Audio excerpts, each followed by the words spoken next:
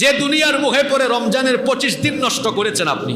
এই দুনিয়া একটা ধোঁকা, এই দুনিয়া একটা, আপনি আজকে মারা যান, দুনিয়া আপনাকে ভুলে যাবে, গোটা দুনিয়া আপনাকে ভুলে যাবে। দুনিয়া বড় স্বার্থপর। এজন্য আল্লাহর নবী বলেছেন, মালি ওয়ালিদ দুনিয়া, আমার আর দুনিয়ার মাঝে সম্পর্কটা কেমন শোনো।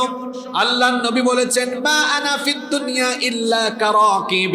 নবীজি বলেছেন, আমার আর দুনিয়ার মাঝে সম্পর্ক হলো একজন পথচারীর মতো। আল্লাহর নবী বলেছেন, আমার আর দুনিয়ার সম্পর্ক হলো একজন পথচারী ব্যক্তির মতো। ইস্তাদাল্লা তাহতা শাজারাতিন সুম্মা রাহা ওয়া তারাকাহা। আল্লাহর নবী বলেছেন, ওই পথচারী ব্যক্তি প্রচন্ড গরমের দিনে, রৌদ্রের প্রচন্ড তাপ থাকায় একজন পথচারী ব্যক্তি গিয়ে একটা গাছের ছায়ার নিচে কিছুক্ষণ বসে আশ্রয় নিল। কিছুক্ষণ আশ্রয় নেওয়ার পরে ওই গাছের ছায়াযুক্ত জায়গা থেকে সে যেমন কিছুক্ষণ পর চলে যায়, ঠিক তেমনি আমার আর দুনিয়ার মাঝে সম্পর্ক হলো এমন, এই দুনিয়াতে আমিও এসেছি, কিছুদিন থাকবো, সবাই এরকম কিছুদিন থাকবে। কিছুদিনের জন্য এই দুনিয়াতে আপনি এসেছেন। আব্দুল্লাহ ইবনে ওমর রাদিয়াল্লাহু আনহুমা তিনি বলেছেন, হাদিসটি বুখারীতে এসেছে, তিনি বলেছেন, আখাযা রাসূলুল্লাহ সাল্লাল্লাহু আলাইহি ওয়াসাল্লাম বিমানকিবি। আল্লাহর রাসূল আমার ঘাড় ধরলেন, আমার কাঁধ ধরলেন, তারপরে আমাকে বললেন, কুন ফিদ দুনিয়া কাআন্নাকা গরীবুন আও আবিরু সাবিলিন। নবীজি বললেন, শোনো, দুনিয়াতে এমন ভাবে থাকো, এমন ভাবে বসবাস করো যেন তুমি ভিনদেশী কোনো আগন্তুক বা পথিকের মতো, মুসাফিরের মতো বসবাস করো। আপনার বাসায় কোনো মেহমান আসলে সারা জীবনের জন্য আসে, না অল্প কিছু সময় বা অল্প কিছু দিনের জন্য আসে? অল্প সময় বা অল্প কিছুদিনের জন্য আসে। মেহমান যেমন মেহমান বাড়িতে অল্প সময়ের জন্য যায়, আমরাও পৃথিবীতে এসেছি খুব অল্প সময়ের জন্য। আমাদের ফ্লাইট রেডি হলে আমরাও চলে যাব। এজন্য আল্লাহর নবী বলেছেন, হে ইবনে ওমর, শোনো, ইদা আমসাইতা ফালা তানতাযিরিস সাবাহ। সন্ধ্যা হয়ে গেলে, যখন সন্ধ্যায় উপনীত হও, সকালের অপেক্ষা করো না। আমাদের মধ্যে অনেকের অভ্যাস আছে, সন্ধ্যাবেলা বলে আগামীকাল সকাল থেকে এই ভালো কাজগুলো করবো। নবীজি বলছেন, না, সন্ধ্যায় উপনীত হলে সকালের অপেক্ষা করো না, সন্ধ্যা থেকেই কাজ আরম্ভ করো। ওয়া ইদা আসবাহতা ফালা তানতাযিরিল মাসা।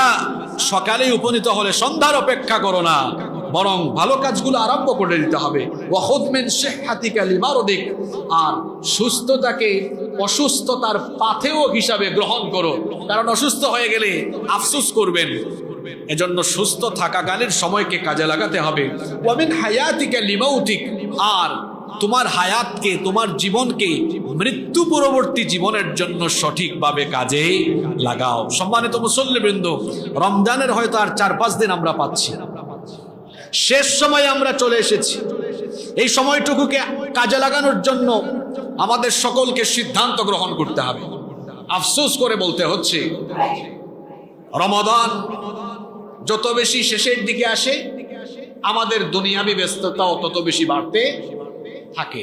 এই সময়ে এখন উচিত ছিল মসজিদে জায়গা না হয়ে মসজিদের উঠান এমনকি রাস্তাঘাট ফিল আপ হয়ে যায়, কিন্তু চিত্র ব্যতিক্রম। এখন দেখা যায় মার্কেট ফিল আপ হয়ে, মার্কেটের সামনে রাস্তাঘাটেও গাড়ির পার্কিং জায়গা হচ্ছে না, জ্যাম আর জ্যাম। গত রাতে দেখলাম মসজিদুল হারামের, পুরা মসজিদুল হারামের সীমানা ভর্তি হয়ে আশেপাশে কয়েক কিলোমিটার পর্যন্ত জায়গা বিস্তৃত হয়েছে। আমি গত পরশুদিন ইনসাইড দ্য হারামাইন পেজে দেখলাম যে পরশুদিন আপনার এত বেশি লোকজন হয়েছে, 2.5 মিলিয়ন মানুষজন সেদিন তাহাজ্জুদ আদায় করেছে। আল্লাহু আকবার। সেখানের চিত্র আর আমাদের চিত্র একরকম না ভিন্ন রকম? আহা, এটা তো পুরো দুর্ভাগ্যের ব্যাপার। মা বোনদেরকে বলছি, এখন মহিলাদেরকে বেশি বেশি বাজারে দেখা যায়, মহিলাদেরকে রাস্তাঘাটে দেখা যায়, মহিলাদেরকে বেশি বেশি শপিং মলে দেখা যায়। দুনিয়ার সবচেয়ে নিকৃষ্ট জায়গা কোনটা? জোরে বলেন। আপনারা ঘরের মহিলাদেরকে কন্ট্রোল করে, এই মহিলারা বের হয় কেন? আপনাদের গাফলতির কারণে মহিলারা বের হয়ে যাচ্ছে। মহিলাদেরকে কন্ট্রোল করেন। এই শেষ সময়ে আমাদের মা বোনেরা বেশি বেশি যায় না, মজা থাকা দরকার। আপনাদেরকে বেশি বেশি মসজিদমুখী হওয়া দরকার। কিন্তু এই সময়ে আমরা দেখা যাচ্ছে সময়গুলোকে কাজে লাগাচ্ছি না। ওই যে কিছুক্ষণ আগে বললাম, চোখের আলো আছে, আগামী রমজানের আগেই শেষ, চোখের আলো হারায় ফেলতে পারেন। এখানে অনেক বাবারা, বয়স্ক বাবারা আছেন। মানুষের বয়স যখন বাড়ে নানাবিধ সমস্যা দেখা দেয়, চোখের আলো চলে যায়। অনেকে আছে মানুষ দেখে ঝাপসা ঝাপসা, লিখা পড়তে পারে না, আরো ঝাপসা লাগে। ডাক্তারও তখন বলে আপনি আর কোনোদিন লিখা পড়তে পারবেন না, চোখে বিভিন্ন সমস্যা দেখা দেয়। এই বছর রমজান চলে গেল, আপনি কোরআন পড়লেন না, আগামী বছর তো আফসোস করতে হবে, আরে আমার যদি আগের মতো চোখের আলো থাকতো তাহলে আমি কোরআন পড়তে পারতাম, খতম দিতাম, কোরআন বুঝে বুঝে পড়তাম। যুবক ভাইয়েরা, আজ শরীরে শক্তি আছে, কাল নাও থাকতে পারে। এই বছর রমজানে ফিজিক্যাল ফিটনেস ভালো ছিল, তারাবি এবং কিয়ামুল লাইল আদায় করতে পারতেন।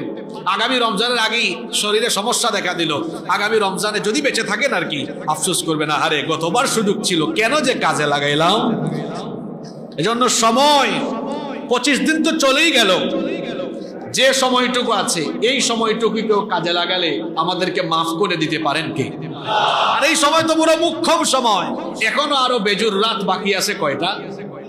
জোরে বলেন, আরো বাকি আছে কয়টা? 3টা বেজুর রাত চলে গিয়েছে। হয়তো কেউ কাজে লাগিয়েছেন, কেউ লাগাতে পারেননি, কেউ বা আবার 50-50 যথাযথভাবে কাজে লাগাতে পারেনি। যারা কাজে লাগিয়েছে, যারা কাজে লাগাই নাই, আসুন সবাই মিলে সিদ্ধান্ত নেই রমাদানের এই শেষ সময়টুকু, বিদায় লগ্নে, রমাদানের বিদায় লগ্নের শেষ সময়গুলোতে আমরা এমন ভাবে আল্লাহর ইবাদত বন্দেগী রোনাজারিতে শামিল হব যাতে আমরা রমাদানের শেষ সময়ে আল্লাহর ক্ষমা হাসিল করতে পারি ইনশাআল্লাহ।